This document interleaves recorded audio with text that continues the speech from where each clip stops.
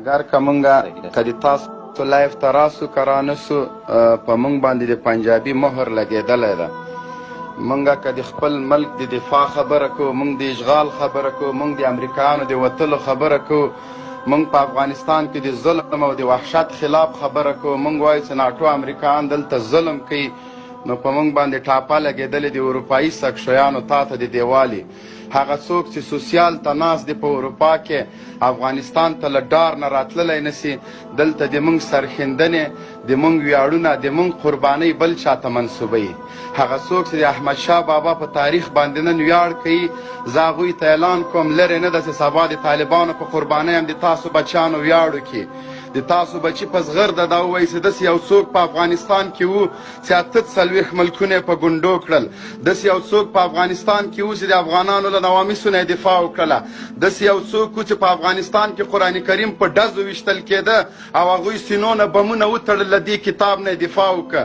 داسې یو څوک په افغانستان کې و چې د وا معتصما غږونه چېږېدل او دوی د هغه غږ واورېده او سینو پورې بمونه تړل، د امریکایانو په بیسونو باندې ننوتل. خو متاسفانه د موږ ټولو قربانیو ته په دې چې دا د پنجاب خلک دي.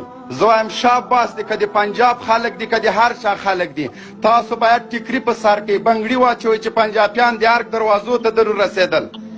د شرم خبره ده چې د خپل ورونو دوی ځانو ته افغانان وایي، د لر پښتنو ته ګلخانان وایي. زه وایم تر تاسو بې غیرته خلک، تر تاسو بې وجدانه خلک په ټوله نړۍ کې نسته چې زه سینې پورې بم تړم، خپل د ناموس دفاع کوم. زه مجبور یم، زه نور وسایل نه لرم، زه د پنجاودو په مقابل کې اسلحه نه لرم، زه د بمونو د مور ضد نه لرم، زه ډرون نه لرم. زه مجبوره چې له خپل خواږه وجود نه بمونه وتړم، د امریکانو په بیس ورسم. زه چې خپل د وجود په غوښو باندې دفاع کوم، زه پنجابی یم. ته چې د اروپایانو سوسیالو ته ناست ته افغانه یې، ته چې هلته سپي مینځې ته نر افغان یې. زه چې خپل وطن کې په خپل خاوره کې خپل له ناموس نه دفاع کوم، د دې ایمانو په باندې غرو ته چې یم، خپل بچي مې پرې کړي، کور مې پرې کړی ده. شپه او ورځ په کلي کې جای نه لرم، په کور کې جای نه لرم، په جومات کې جای نه لرم. په خپل وطن کې دغه امریکایان راغلي، مونږ یې له کوره لرې کړي یو، مونږ یې مسافر کړي یو. دوی ته د ما د کور اجازه چا ورکړې؟ د ما دروازې ماتوي امریکایان، د ما په بام باندې راخیږي، د ما انګړ ته امریکایان شین سترګې ځناور راکوزېږي. دا اجازه امریکایانو ته چا ورکړې ده؟ په کوم قانون د دنیا کې ده چې یو څوک دې د ما انګړ ته راسي، د ما د زنانو تر مخ دې د ما لاسونه شاته وتړي او زندان ته مې دې بوځي؟ د دنیا په کوم قانون کې ده؟ زه دغه دیموکراتانو ته وایم، زه دغه د اروپا ټولو خلکو ته وایم، زه اقوام متحده ته وایم چې دغه ظلم چې موږ سره کېږي ولې پرې سترګې پټې شوي دي؟ پرون د طالب ته تروریست ویلې، نن له طالب سره په یو میز باندې ناست دی، د صلح او د امن ضمانتونه ترې غواړي چې ما پسې امریکا ته رانشې. تا دلته کوم ظلم ونه که؟ تا د ټولو نه غټ بم په افغانستان کې استعمال که، تا د مونږ جوماتونه وران کړه، تا د مونږ حافظان د قرآن په وینو ولمبول، تا مدرسې بمبار کړلې، تا ودونه بمبار کړه، تا 2 کلن او 3 کلن ماشوم ته کرنیل او جرنیل د پاکستان ویلې. همدا انصاف موږ ته اقوام متحده راکړه، همدې ته دیموکراسي وایي، همدې ته ازادي وایي. وختې چې زه د تا لایف ته راځم، د پاکستانیانو لایف ته مه ځه. زه خو چې د تاسو لایف ته راسم، د اروپا سکشویانو ما ته کنځلې کوئ، ما ته ناموس گفته بد وایه، ما ته د پنجاب غلام وایه. زه به هغه جي ته ځم چې د ما عزت وي، زه به هغه جي نه خپل غږ اوچتوم چې د ما غږ اوري، د ما اواز خلکو ته رسوي. تا مجبوره کړم چې زه د بل چا کور ته ورسم، تا مجبوره کړم چې زه پنجابي ته لاس ونیسم. ولې د ما تر څنګ نه درېږې؟ ولې دغه وحشي امریکایان چې په افغانستان کې ظلم کوي، وحشت کوي، د موږ کورونه یې وران کړل، ولې د دوی په مقابل کې نه راسره درېږې؟ ولې دې زه د ټولې نړۍ کفارو ته یوازې پرېښودلم؟ دغه دین، دغه قرآن کریم چې پرون امریکایانو په بګرام کې سوری سوری کې په مرمیو باندې، دا تاله د دې دفاع په طالب باندې فرض ده که د نړۍ په ټولو مسلمانانو باندې؟ زه د عرب شیخانو ته وایم، امریکایان څومره ظلم وکړي چې دلته تاسو جهاد فرض وګڼئ. امریکایان څومره وحشت وکړي چې د نړۍ مسلمانان له موږ سره ودرېږي. دغه د موږ برحقه داعیه، دغه اسلحه چې د امریکایانو په خلاف موږ جګه کړې ده، موږ مجبور سوي یو دې ته. د موږ په ملک 48 ملکونو یرغال کړی، د موږ کورونه او جوماتونه یې وران کړه. زه په خپل ملک کې په خپل کور کې پرده یم. د نړۍ کفارو، تاسو چې پرون په کبر او تکبر افغانستان ته راغلی، تاسو طالبانو ته ترورستان ویلې.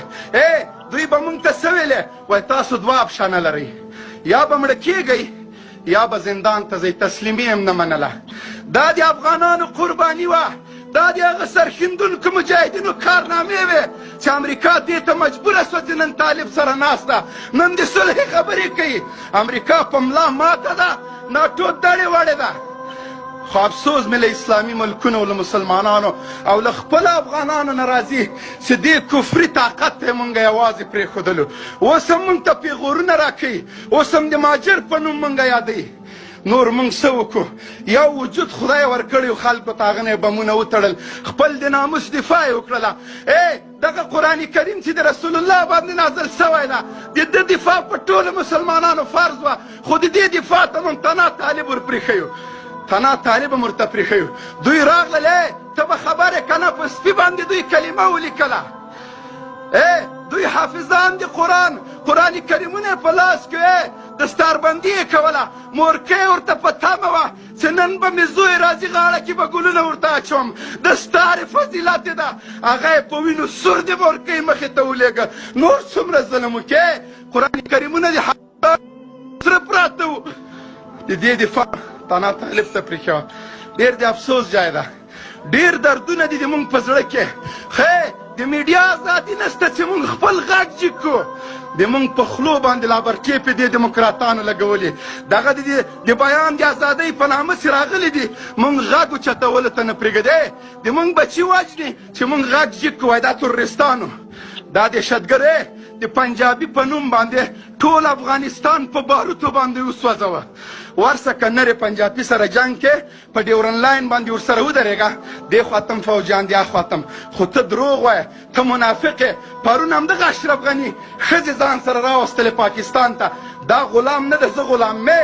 زه چې د پاکستان غلامي کوم، ولې د امریکا نه کوم؟ ولې شنې ډالرې نه اخلم؟ ولې په نیویارک کې عیش او عشرت نه کوم چې زه د پاکستان؟ خو زه غلامي نه کوم، زه غلام نه یم. زه د پلار غلامي نه کوم، نو د امریکا به څه وکړم؟ پلار مې ما ته وایي جهاد مه کوه، زه ورته همزې کومه. که کور کې مې پرېږدې که نه مې پرېږدې، زه سنګر ته ځم. زه د پلار خبره په دې لار کې نه منم، زه به د بل چا څه ومنم؟ قسم په خدای چې اسلامي نړۍ ټولو مسلمانانو ته وایم، تاسو رډ رډې کتل او په موږ باندې سره ورونه بادېدلې. تاسو موږ ته کتل، دا ټولې دنیا مسلمانان او 42 ملکونو له تیارو له خولې نه اور بادېده، او د افغانانو په سینو باندې د دوی مرمۍ سړېدلې. تاسو یې ننداره کوله. خو لله الحمد، د الله تعالی په نصرت باندې همغه امریکا چې څوک یې بغیر اجازې او د سماټې نه نه تلل، همدغه طالبانو درته مات کړه. د ټولې نړۍ دنیاوالو ته، مسلمانانو ته تبریکي وایم، امریکا نوره ماته ده، امریکا ختمه ده، ناټو دړې وړې ده. افغانستان نه به خامخا وځي. چې نه وځي، موږ داسې فدایان لرو، داسې زمري لرو، په زور یې باسوزارۍ نه ورته کوو، وچ په زور. موږ سره کابلي سکونه شته، موږ سره فدایان شته، موږ سره غازیان شته، موږ سره اتلان شته. موږ د هېڅ شي کمی نه لرو. امریکا که ته ایټم بم لرې، موږ فدایان لرو، موږ جذبه لرو، موږ امام لرو. راسه څومره زور چې در کې وې وهه چې سبا یې بیا ارماندو نه کې. مننه ټولو لیدونکو را. السلام علیکم. آخره کې یو شعر درته وایم سکندره وروره، یو شعر وایي: جوګه نه د بزدل ځوان چې د چا یار شي، یا چې په سخته کې په کار شي، او چې لوړ سر د ازادۍ ګرځوی نه شي، داسې سر دې له تنو ځینې ګزار شي. او د بادرنګ په څېر به سر قلم قلم کړو، چې غماز مو څوک د ښکلي کابل جان شي. او د امارت مجاهدینو ته که د تا اجازه یو پیغام ورکوم. د افغانستان د اسلامي امارت مجاهدینو او غازیانو ستاسو مرال بایللو دښمنانو نور جګړیز قدرت له لاسه ورکړی. حساس او بیدار اوسئ، خپل صفونه منظم کړئ چې د شر و فساد، کفر او الحاد، نړېدلې او ماتې او شرمېدلې امریکا اخرنۍ کوډلې او بیسونه له خاورو سره خاورې کړو.